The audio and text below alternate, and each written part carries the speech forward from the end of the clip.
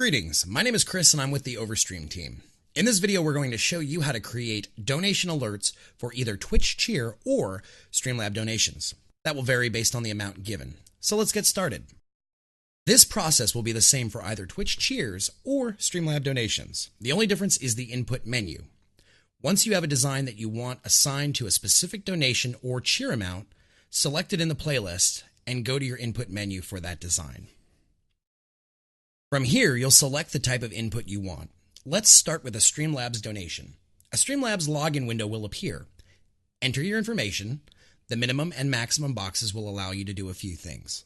If you set the minimum and maximum to the same number, let's say $11.11, then this alert will only fire off when that exact donation amount is given.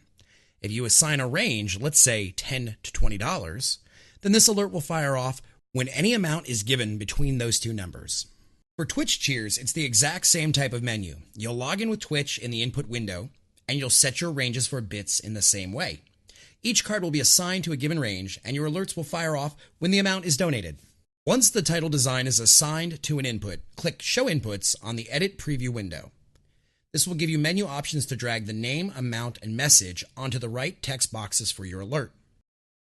Once the input shows up in bold on the list, you'll know it's assigned to that box. You can always mouse over the alert in the edit window to verify. To add another design as a different amount, simply apply the input to any other design in your playlist. This will open another option menu in the Twitch or Streamlabs input window for you to fill out.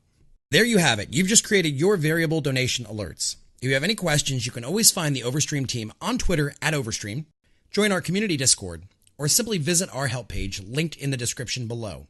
We can't wait to see what you create with OvrStream.